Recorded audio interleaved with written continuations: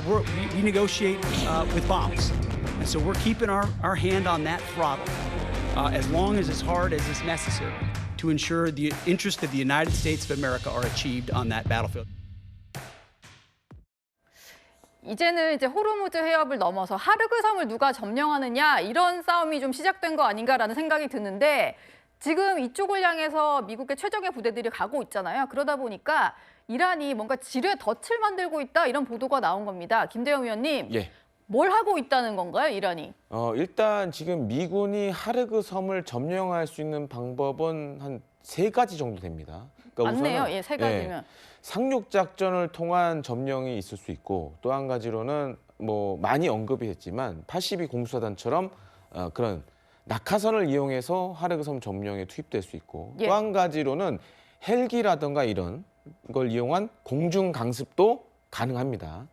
그렇기 때문에 이제 이란 입장에서는 이걸 막아야 되잖아요. 그래서 이 상륙이 예상되는 지점에 일단 대인 지뢰라든가 대전체 지뢰도 설치를 하고 만약에 그 지점에 뭐 미군이 상륙을 한다 그러면 저런 지뢰들 때문에 피해가 커지겠죠. 예. 또 한 가지로는 이제 제가 말씀드렸지만 이제 뭐 낙하산을 이용한 그런 방법이라든가 아니면 헬기를 이용한 방법을 차단하려면 저런 휴대용 지대공 유도 미사일을 많이 갖고 있어야 됩니다. 지금 어깨에 올리고 있었던 예, 저거요. 맞습니다. 예. 이제 그런 걸 통해서 어떻게 보면 이제 하르그 섬에 대한 미군의 군사 작전을 최대한 막겠다. 그리고 미군이 만약에 한다 그래도 최대한 피해를 줘야 되는 게 지금 이란의 입장입니다.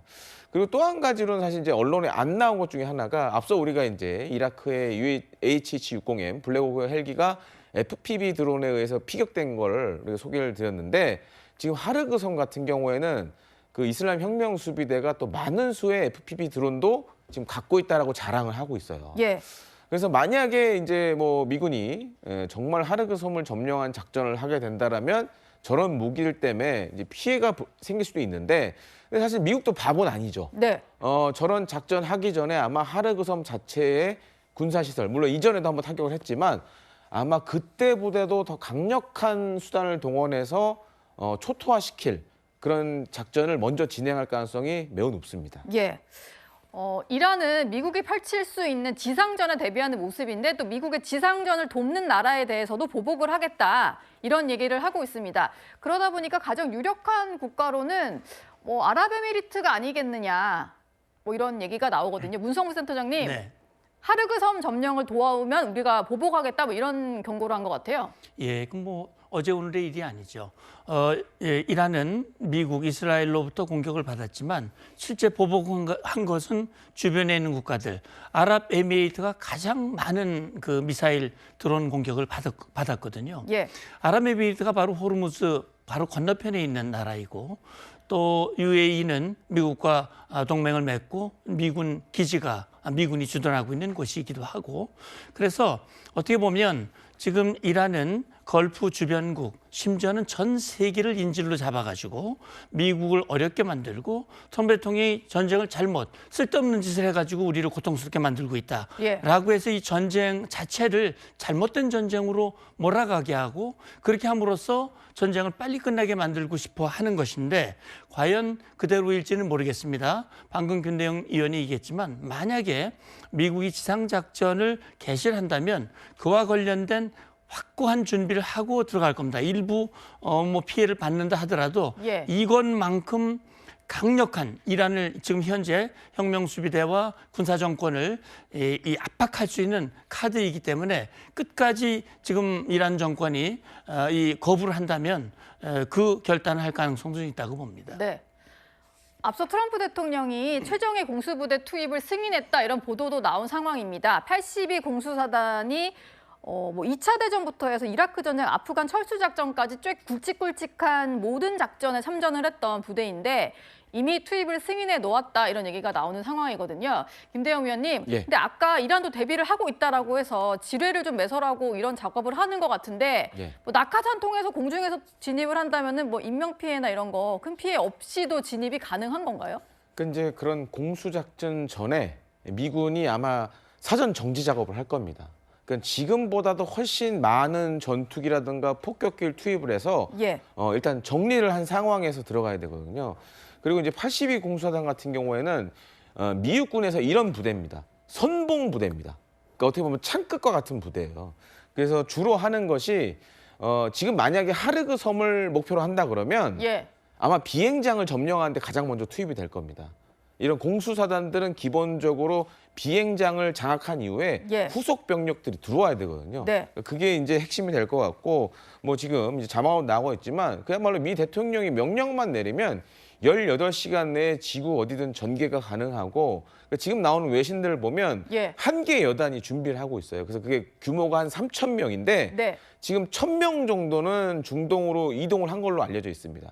그래서 본대인 2,000명이 오기 전에 이 1,000명이 가서 이제 사전 준비를 하고 있고, 근데 다만 이 부대가 지금 어디로 이동했는지는 아직은 이제 밝혀지고 있지는 않는데, 저는 추정키로는 아마 이제 이스라엘이나 요르단, 비교적 이란에서 멀리 떨어진 곳에 지금 이제 선발대가 가 있지 않을까 네. 좀 이렇게 생각이 됩니다.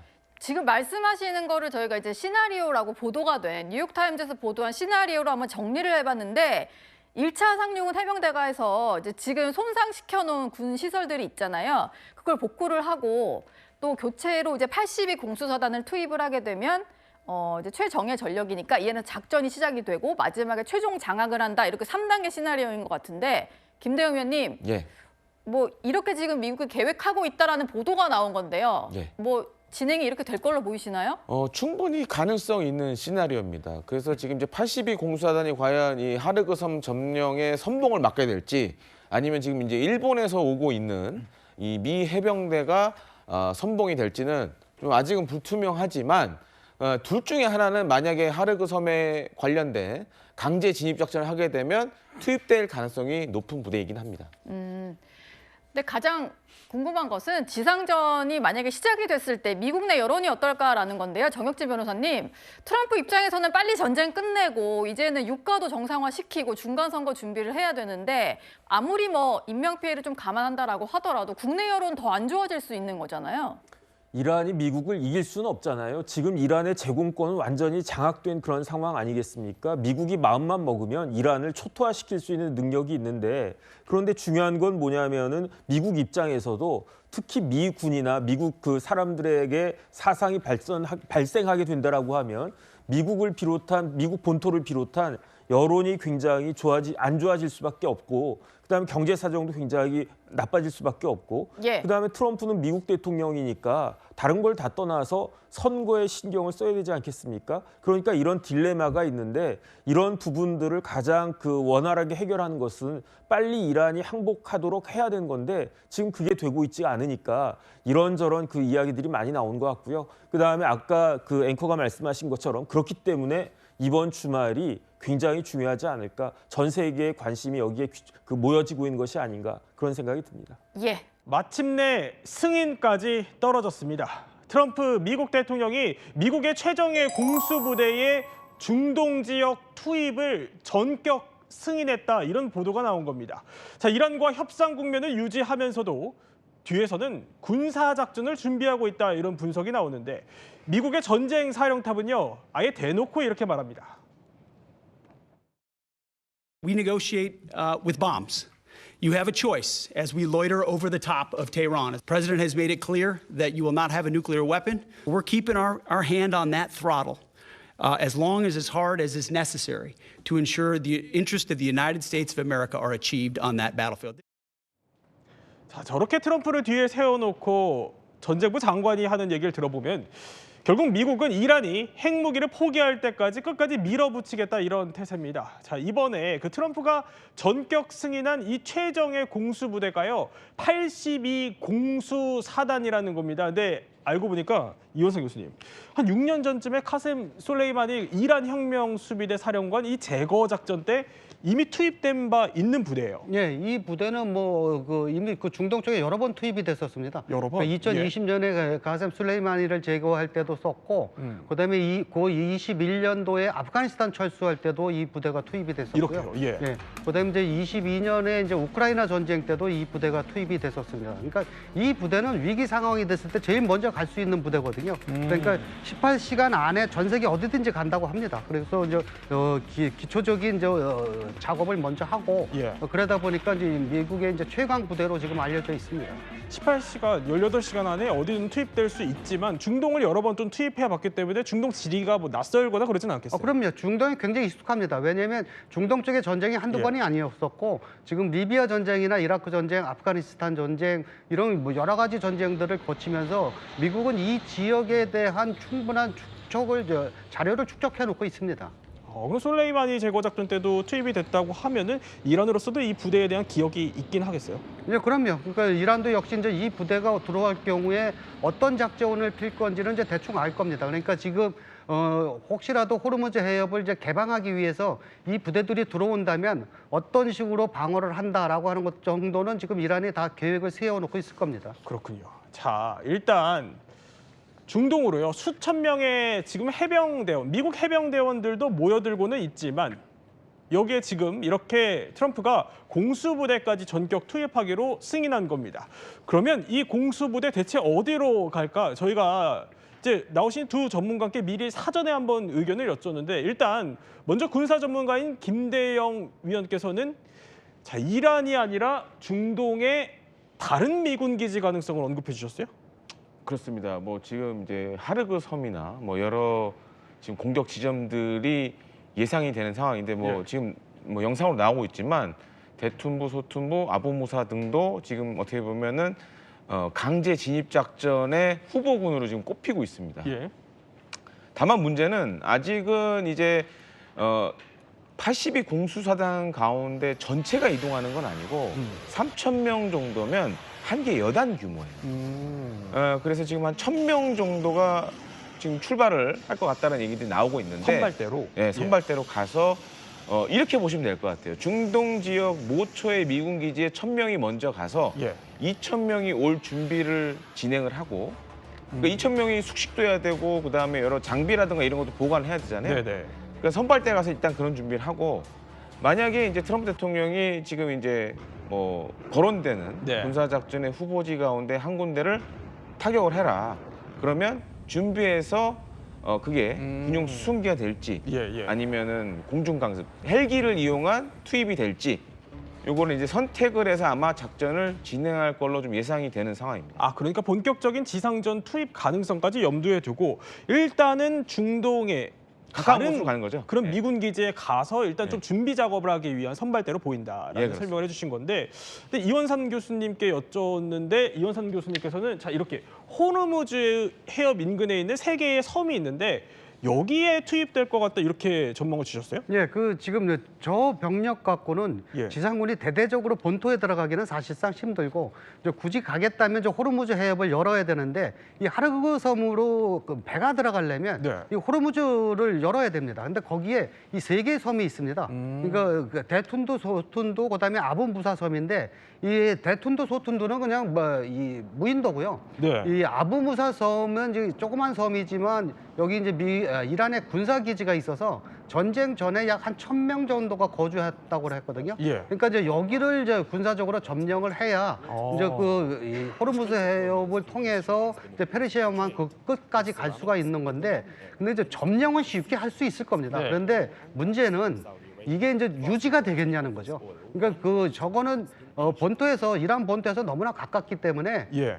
비교적 쉬운 무기 갖고도 얼마든지 공격할 수 있거든요. 그러니까 예. 유지가 그렇게 쉽지는 않을 겁니다. 이렇게 소툰부, 대툰부, 아부무사라는 호르무즈의 인근에 있는 세 개의 섬 가능성까지 짚어주신 건데, 네.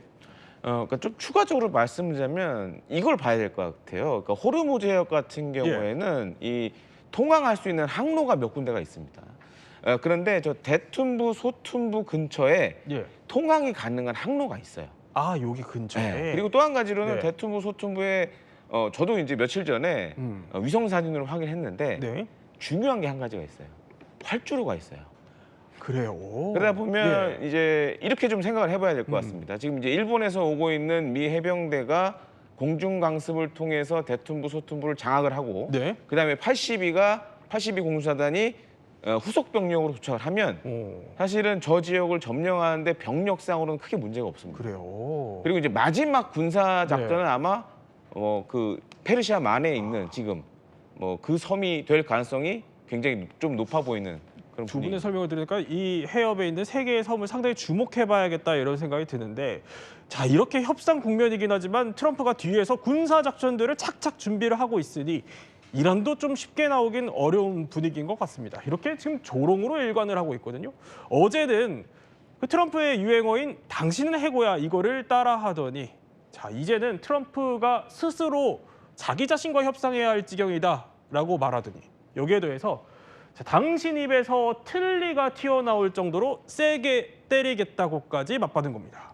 아니, 이호석 교수님, 이 정도면 트럼프 열받을 것 같은데요.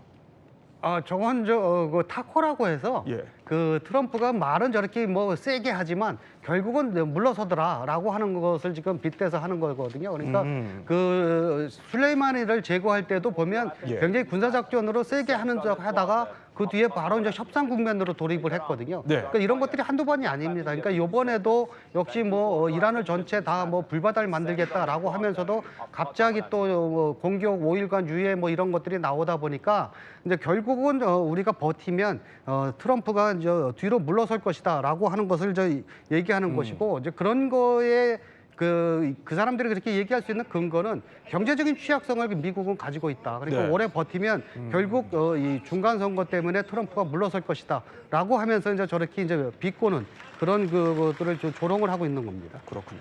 어떻게 보면 내부 결속의 의도도 있겠다 이런 생각이 들기도 하고요. 그럼요. 그러니까 이란은 지금 가장 중요한 게 외부에 대한 그 방어도 방어지만 내부 결속이 제일 중요하거든요. 내부가 지금 많이 분열되어 있는 상태이기 때문에 어떤 식으로든 간에 우리를 공격하는 미국이 이런 식으로 형편없다라고 하는 것을 계속 국민들한테 지금 얘기하고 있는 겁니다. 그런데요, 이란의 이런 조롱이요, 말만 있는 게 아닙니다.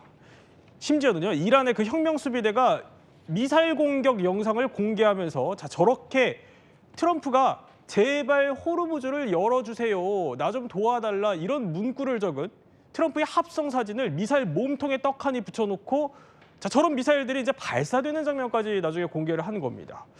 자, 이런 상황 속에서도 트럼프는 기자들에게 이렇게 말합니다. 이란에게 아주 큰 선물을 받았다고요. 그럼 대체 뭘까요? They gave us a present, and the present arrived today. And it was a very big present. It wasn't nuclear related. It was oil and gas related. Remember, it all starts with they cannot have a nuclear weapon. 그러면서도 이 트럼프가 누구랑 좀 대화하는지, 받았다는 그 큰 선물이 뭔지에 대해서는 함구하고 있는 중입니다.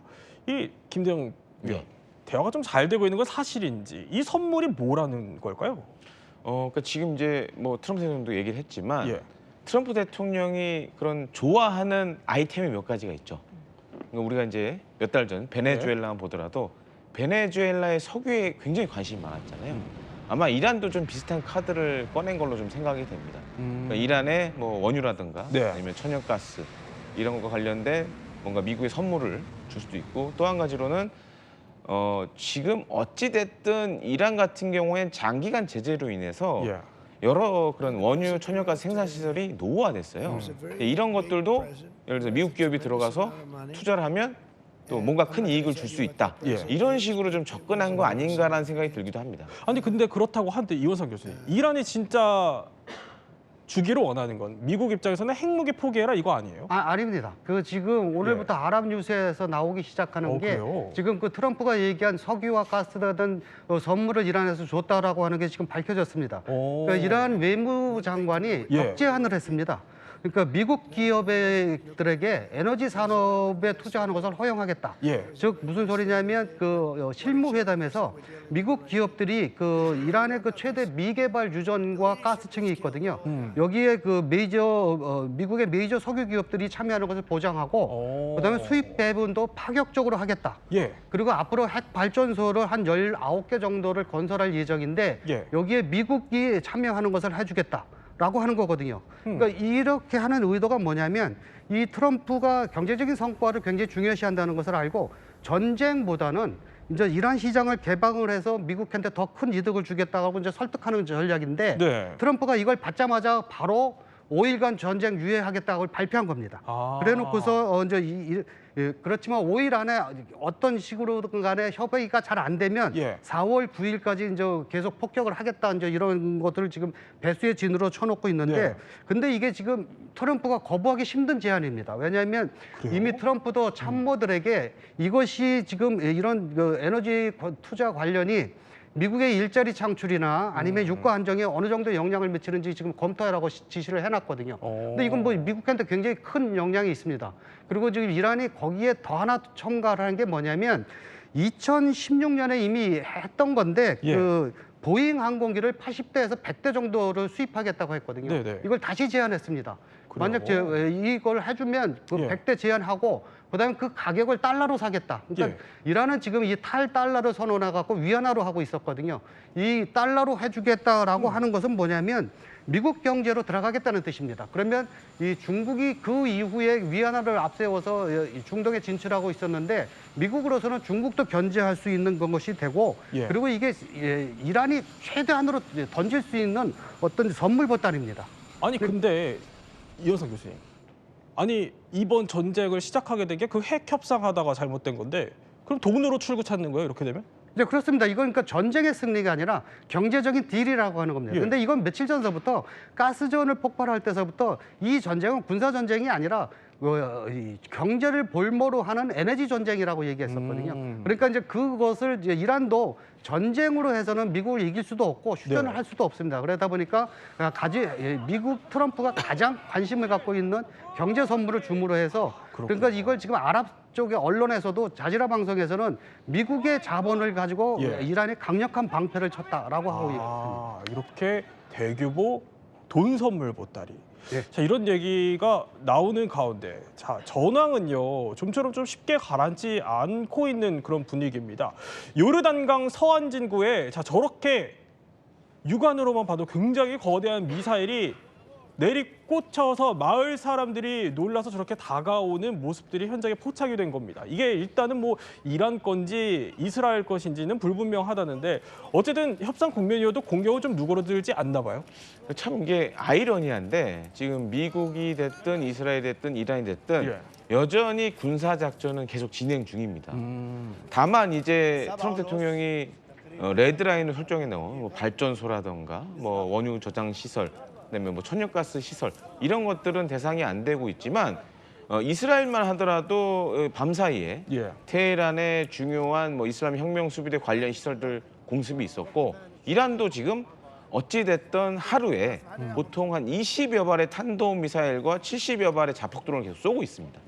그런 것들을 봤을 때는 아직은 물론 협상에 지금 길은 열렸지만 아직은 뭐 이런 군사적 충돌이 마무리된 건 아니다라고 봐야 될 것 같습니다. 다음은요. 이스라엘 수도 텔아비브 역시 그 이란의 좀 공격으로 지금 저렇게 화염에 휩싸인 모습들이 얼마 전에 조금 전에도 저런 모습들이 포착이 됐다는 거고요.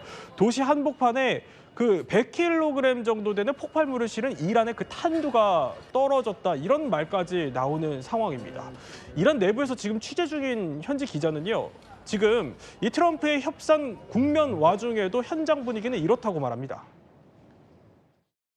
I'm at the site of a missile strike in Tel Aviv. You can see first responders are working here. You can see that these apartment buildings there have been largely damaged. Now, this comes as President Trump made signs that the war could be winding down, saying that he claims that there have been productive talks between his government and the Iranians. 자, 지금 이 협상 국면은요. 사실 중동에 있는 우리 교민들에게도 굉장히 절박합니다. 왜냐하면 이란이 그 주변의 중동 국가들의 담수화 시설까지 지금 위협을 하기 시작하면서 우리 교민들이요. 저렇게 단수 대비를 하듯 물을 잔뜩 받아놓고 생수를 지금 비축하려는 모습입니다. 중동 현지에서도 위기감이 상당할 수밖에 없어요. 저 지역은 원유도 중요하지만 물이 더 중요합니다. 실제 가격도 보면 물값이 그 소유값보다 더 비쌉니다. 근데 대부분이 그 이제 지하수가 많지 않다 보니까 예. 지하수가 일부 있긴 있는데 그 지하수는 되게 석회석이 많아서 식수로 쓰기에는 부적합한 것이 대부분이거든요. 그렇군요. 그러다 보니까 예. 이제 바닷물 정수를 하는데 이 바닷물 정수를 하는 그 발전소가 폭파가 되면 물을 마실 수 없기 때문에 그 지역에서 살 수가 없어요. 그러니까 굉장히 위험한 이 시설입니다. 그러니까 아직까지는 그래서 저 담수 시설은 본격적으로 공격을 하고 있지 않거든요. 예. 근데 이게 이제 전쟁 막바지로 가서 만약 저게 하기 시작을 한다 그러면 아마 전쟁이 이제 파국적인 방향으로 이제 가기 시작했다는 신호일 겁니다. 그렇군요.